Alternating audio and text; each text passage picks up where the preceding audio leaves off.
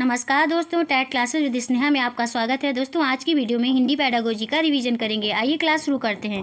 Question है, चौमस्की के अनुसार मानव मस्तिष्क में स्थित नियमों का समूह कहलाता है। क्या कहलाता है दोस्तों? कौन सा ऑप्शन सही होगा? पहला है व्याकरण की पेटी, दूसरा है सार्वभौमिक व्याकरण, तीसरा है एकीकृत व्याकरण, चौथा है नियम पुस्तिका। बताइए दोस्तों कौन सा ऑप्शन सही होगा इस क्वेश्चन का सेकंड ऑप्शन सही हो जाएगा दोस्तों, सार्वभौमिक व्याकरण। चौमस्की के अनुसार मानव मस्तिष्क में स्थित नियमों का समूह सार्वभौमिक व्याकरण कहलाता है। अर्थात चौमस्की के अनुसार बालक में भाषा को सीखने की क्षमता जन्मजात होती है और यह क्षमता हमारी विशिष्ट मानव जैविक विरासत का परिणाम है। सार्वभौमिक व्याकरण की अवधारणा का पता रोजर बेकन ने 13वीं शताब्दी के फ्रैंकिसन तपस्वी और दार्शनिक के अवलोकन द्वारा लगाया है और 1950 और 1960 के दशक में चौमस्की ने इसे लोकप्रिय बनाया है। नेक्स्ट क्वेश्चन है दोस्तों, क्वेश्चन है, भाषा एक सामाजिक संकल्पना है। इसमें यह विचार सम्मिलित है कि भाषा डैश में क्या फील करेंगे दोस्तों? पहला है सामाजिक अंतःक्रिया के द्वारा अर्जित की जाती है, दूसरा है विरासत में मिलती है, तीसरा है अनुकूलन के द्वारा सीखी जाती है, चौथा है स्वाभाविक या जन्मजात क्षमता है। बताइए दोस्तों कौन सा ऑप्शन सही होगा इस क्वेश्चन का फर्स्ट ऑप्शन सही हो जाएगा, सामाजिक अंतःक्रिया के द्वारा अर्जित की जाती है।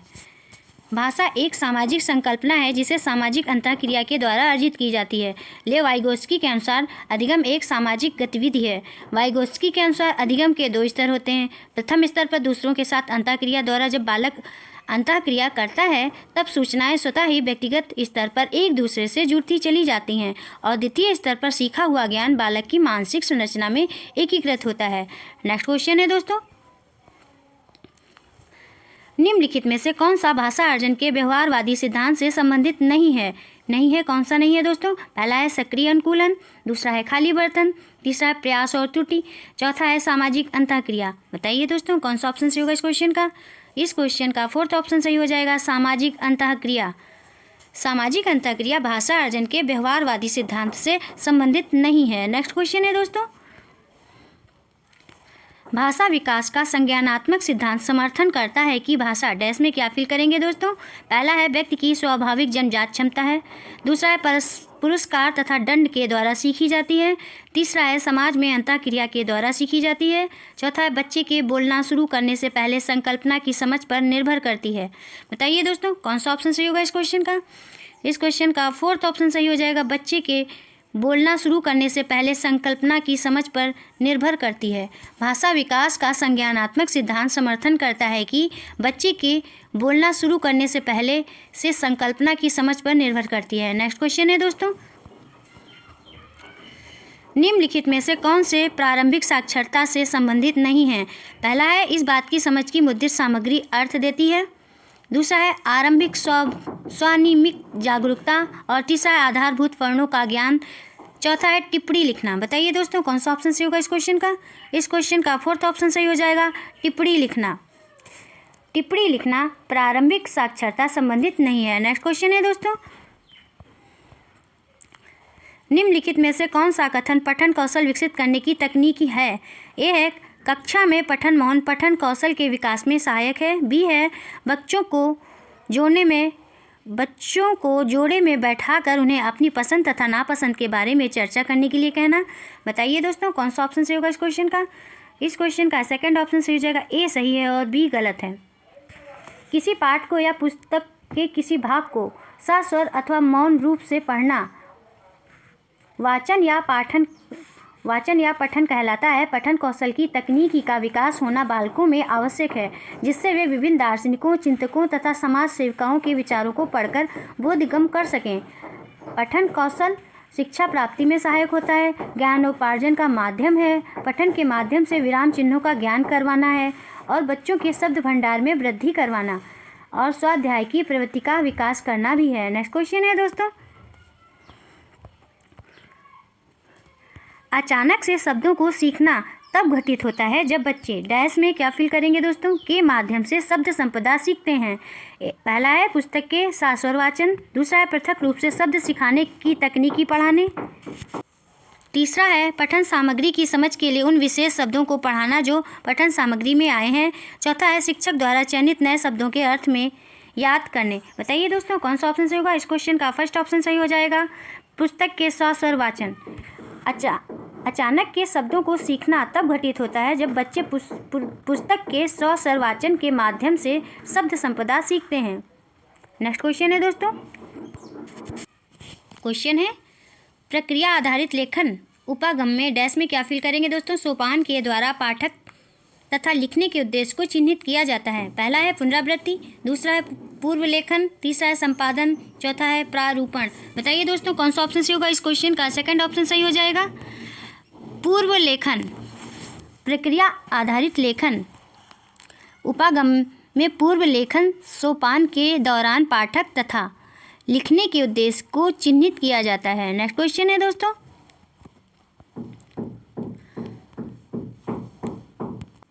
क्वेश्चन है स्वनिमिक जागरूकता संबंधित है। ये है पहला है स्वामियों तथा लेखा चित्रों से संबंध स्थापित करने की योग्यता से, दूसरा है बोले गए शब्दों में स्वामिनों को पहचान कर उनमें परिवर्तन करने की योग्यता से, तीसरा है शब्दों को शुद्ध तथा धारा प्रवाह पढ़ना, और चौथा है सही वर्तनी के साथ लिखना। बताइए दोस्तों कौन सा ऑप्शन सही होगा। इस क्वेश्चन का सेकंड ऑप्शन सही हो जाएगा, बोले गए शब्दों में स्वामिनों को पहचान कर उनमें परिवर्तन करने की योग्यता से। नेक्स्ट क्वेश्चन है दोस्तों, निम्नलिखित में से कौन सी एक प्रभावकारी पठन रणनीति है।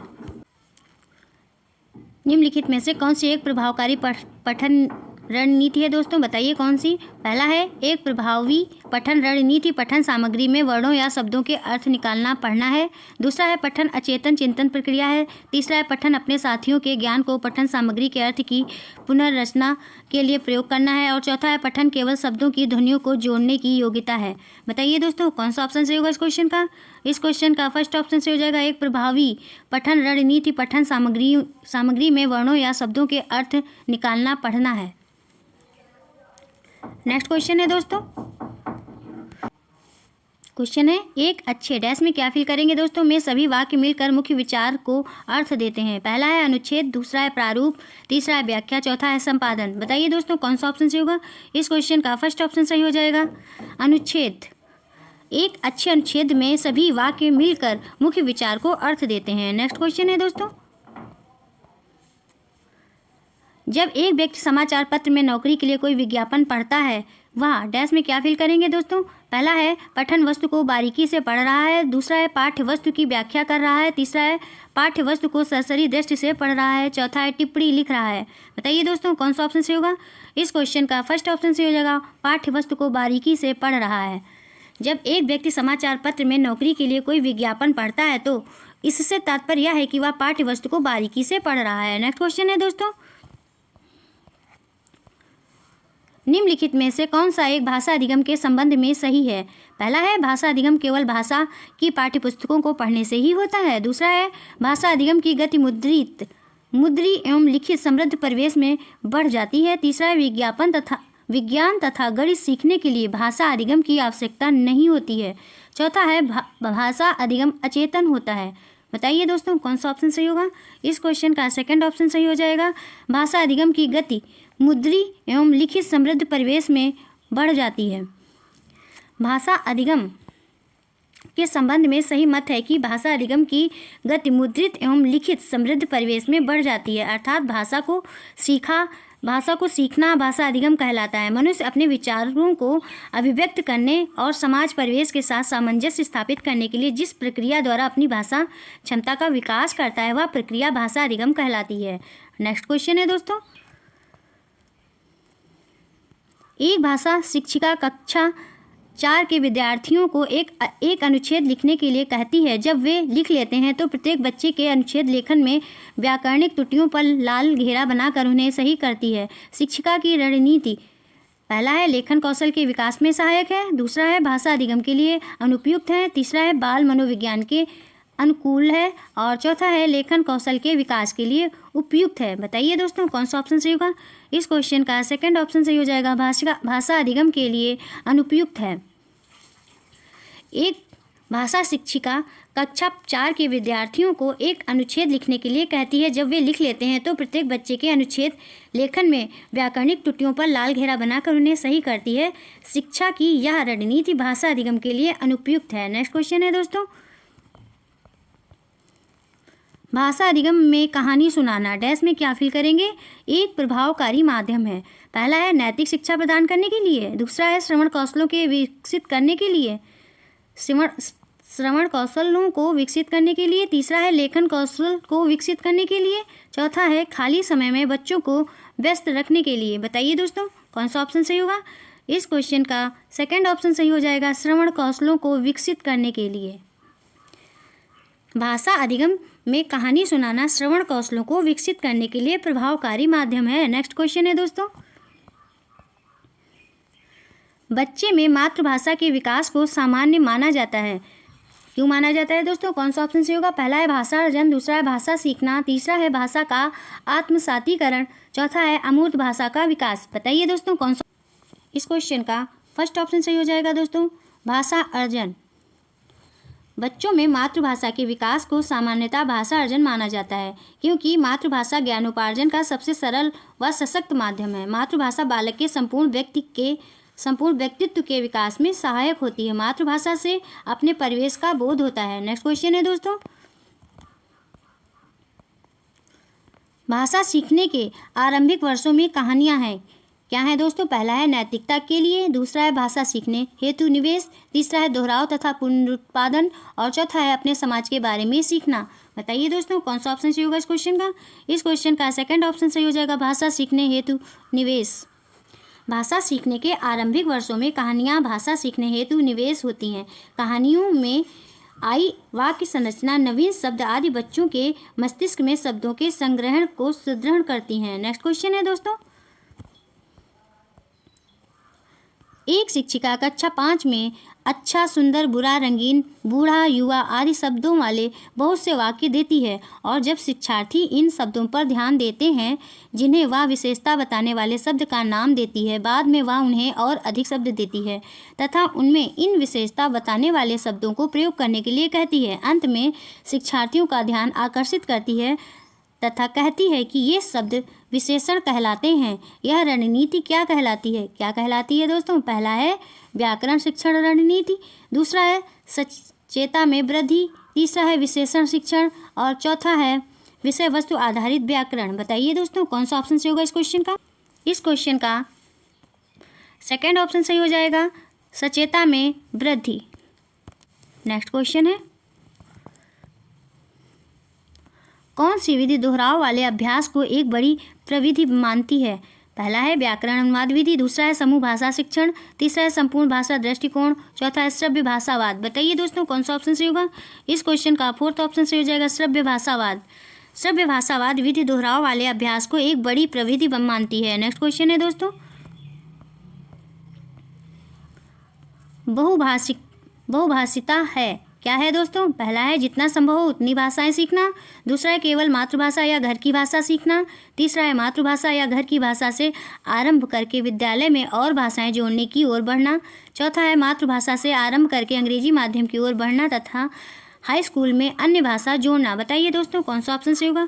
इस क्वेश्चन का थर्ड ऑप्शन सही हो जाएगा, मातृभाषा या घर की भाषा से आरंभ करके विद्यालय में और भाषाएं जोड़ने की ओर बढ़ना। बहुभाषिकता है मातृभाषा या घर की भाषा से आरंभ करके विद्यालय में और भाषाएं जोड़ने की ओर बढ़ना। बहुभाषिकता बालकों के पृष्ठपोषण में प्रभावी भूमिका का निर्वहन करती है और भाषाई वातावरण के निर्माण में सहायता करती है। नेक्स्ट क्वेश्चन है दोस्तों, हिंदी भारत की डैश में क्या फील करेंगे दोस्तों? है पहला है राष्ट्रभाषा, दूसरा है राजभाषा, तीसरा है सह राजभाषा, और चौथा है शास्त्रीय भाषा। बताइए दोस्तों कौन सा ऑप्शन से होगा? इस क्वेश्चन का सेकंड ऑप्शन से हो जाएगा, राजभाषा। हिंदी भारत की राजभाषा है। नेक्स्ट क्वेश्चन है दोस्तों, शिक्षार्थी द्वारा लिखने पढ़ने में की गई त्रुटियों को समझा जाना चाहिए। पहला है उनके सीखने में बाधा, दूसरा है सीखने के लिए संकेत, तीसरा है भाषा सीखने में समस्या, चौथा है त्रुटि सुधार के लिए संकेत। बताइए दोस्तों कौन सा ऑप्शन सही होगा? इस क्वेश्चन का सेकंड ऑप्शन सही हो जाएगा, सीखने के लिए संकेत। शिक्षार्थियों द्वारा लिखने पढ़ने में की गई त्रुटियों को सीखने के लिए संकेत समझा जाना चाहिए। नेक्स्ट क्वेश्चन है दोस्तों, क्वेश्चन है शिक्षार्थी एक अच्छे लेख के विकास के लिए कई चरणों से गुजरते हैं, यह उपागम कहलाती है। क्या कहलाती है दोस्तों? पहला है लिखने का उत्पाद उपागम, दूसरा राजकीय लेखन, तीसरा अध्ययन कौशल और चौथा है लिखने का प्रक्रिया उपागम। बताइए दोस्तों कौन सा ऑप्शन सही होगा? इस क्वेश्चन का फोर्थ ऑप्शन सही हो जाएगा, लिखने का प्रक्रिया उपागम। नेक्स्ट क्वेश्चन है दोस्तों, अपने आरंभिक वर्षों में बच्चे दीवार, फर्श और कॉपी या उत्तर पुस्तिका में आड़ी तिरछी रेखाएं बनाते हैं। भाषा सीखने में यह अवस्था क्या कहलाती है? क्या कहलाती है दोस्तों? इस क्वेश्चन का कौन सा ऑप्शन सही होगा? पहला है स्क्रिबलिंग, दूसरा है प्रारंभिक साक्षरता, तीसरा है लेखन कौशल, चौथा है ग्राफिक विकास। बताइए दोस्तों कौन सा ऑप्शन सही हो जाएगा? इस क्वेश्चन का सेकंड ऑप्शन सही हो जाएगा, प्रारंभिक साक्षरता। अपने आरंभिक वर्षों में बच्चे दीवार, फर्श और कॉपी या पुस्तिका में आड़ी तिरछी रेखाएं बनाते हैं। भाषा सीखने में यह अवस्था प्रारंभिक साक्षरता कहलाती है। नेक्स्ट क्वेश्चन है दोस्तों, निम्नलिखित में कौन सा सीखने का आकलन है? पहला है लिखित परीक्षाएं, दूसरा अवधि के अंत में परीक्षा, तीसरा है रचनात्मक आकलन, चौथा है संकलनात्मक आकलन। बताइए दोस्तों कौन सा ऑप्शन सही होगा? इस क्वेश्चन का थर्ड ऑप्शन सही हो जाएगा, रचनात्मक आकलन। रचनात्मक आकलन का प्रयोग अधिगम के आकलन के रूप में किया जाता है। इसका कार्य छात्रों को ग्रेड व परिणाम प्रदान करना होता है। इसके द्वारा विद्यार्थी को यह बोध होता है कि उसमें सुधार की कितनी आवश्यकता है। नेक्स्ट क्वेश्चन है, यदि एक बालक किसी एक भाषा का अच्छा पाठक या अच्छी पाठिका है तो वह दूसरी अथवा किसी अन्य भाषा का अच्छा पाठक हो सकती या सकता है जब वह दूसरी या अन्य भाषा सीखता है। इसे जानना जाता है। पहला है पठन क्षमता, दूसरा है पढ़ने की रणनीति, तीसरा है कौशल का अंतरण, चौथा है उच्च स्तरीय कौशल। बताइए दोस्तों कौन सा ऑप्शन सही होगा? इस क्वेश्चन का थर्ड ऑप्शन सही हो जाएगा, कौशल का अंतरण। यदि एक बालक किसी एक भाषा का अच्छा पाठक या अच्छी पाठिका है तो वह दूसरी अथवा किसी अन्य भाषा का अच्छा पाठक हो सकती या सकता है जब वह दूसरी या अन्य भाषा सीखता है। इस कौशल का अंतरण के नाम से जाना जाता है। नेक्स्ट क्वेश्चन है दोस्तों, सीखने के प्रतिफल हैं। पहला है वे दक्षताएं जिन्हें शिक्षार्थी द्वारा किसी अन्य पाठ्यक्रम के अंत में प्राप्त कर लेना चाहिए या प्रदर्शित करना चाहिए। दूसरा है भाषा शिक्षण के उद्देश्य हैं जो भाषा पाठ्यचर्या तथा पाठ्यक्रम में वर्णित है। तीसरा है अध्ययन के दौरान शिक्षार्थी के संप्रेक्षण कौशल पर आधारित है। और चौथा है वे प्रक्रियाएं जिनके द्वारा शिक्षार्थी से प्रदर्शन की अपेक्षा की जाती है। बताइए दोस्तों कौन सा ऑप्शन सही होगा? इस क्वेश्चन का फर्स्ट ऑप्शन सही हो जाएगा, वे दक्षताएं जिन्हें शिक्षार्थी द्वारा किसी पाठ्यक्रम के अंत में प्राप्त कर लेना चाहिए या प्रदर्शित करना चाहिए। सीखने के प्रतिफल वे दक्षताएं हैं जिन्हें शिक्षार्थी द्वारा किसी पाठ्यक्रम के अंत में प्राप्त कर लेना चाहिए या प्रदर्शित करना चाहिए। नेक्स्ट क्वेश्चन है दोस्तों, निम्नलिखित में से कौन से दो उपचारात्मक शिक्षण के मुख्य उद्देश्य हैं? पहला है उपचारात्मक शिक्षण शिक्षार्थियों के सीखने को बेहतर करने के लिए है। दूसरा है उपचारात्मक शिक्षण शिक्षकों के शिक्षण में बदलाव करने के लिए है। तीसरा है उपचारात्मक शिक्षण शिक्षकों द्वारा अपने शिक्षार्थी को समझने के लिए है। और चौथा है उपचारात्मक शिक्षण अभिभावकों के लिए है कि वे जाने कि कुछ शिक्षार्थियों को सुधार की आवश्यकता क्यों है। बताइए दोस्तों इस क्वेश्चन का कौन सा ऑप्शन सही हो जाएगा? इस क्वेश्चन का फर्स्ट ऑप्शन सही हो जाएगा, उपचारात्मक शिक्षण शिक्षार्थियों के सीखने को बेहतर करने के लिए है। नेक्स्ट क्वेश्चन है, एक अध्यापिका ने अपनी कक्षा को 5 समूह में बांट दिया जिसमें प्रत्येक समूह में 5 शिक्षार्थी हैं तथा उन्हें घर, विद्यालय, सड़क, भूमि तथा आकाश शब्दों से संबंधित शब्द ढूंढने के लिए कहा। प्रत्येक समूह ने 10 से 15 शब्द ढूंढे तथा अन्य समूहों के साथ साझा किए। अध्यापिका ने यह शब्दावली शिक्षण के लिए कौन सी प्रविधि अपनाई थी? पहला है शब्द था वाक्यांश, दूसरा है थीम आधारित शब्दावली और तीसरा है शब्दों का वर्गीकरण, चौथा है नियामक शब्दावली। बताइए दोस्तों कौन सा ऑप्शन सही होगा? इस क्वेश्चन का सेकंड ऑप्शन सही हो जाएगा, थीम आधारित शब्दावली। नेक्स्ट क्वेश्चन है, सीखने के सिद्धांत के रूप में रचनावाद का विश्वास है। पहला है सीखना व्यक्तिगत विशेषता है, दूसरा सभी शिक्षार्थी भाषाएं नहीं सीख सकते हैं, तीसरा सीखना पूरी तरह से मनोवैज्ञानिक घटना है और चौथा है सीखना सामाजिक निर्मित है। बताइए दोस्तों कौन सा ऑप्शन सही होगा? इस क्वेश्चन का फोर्थ ऑप्शन सही हो जाएगा, सीखना सामाजिक निर्मित है। बस दोस्तों आज की वीडियो में इतना ही। दोस्तों यदि आपको क्लास पसंद आई हो तो चैनल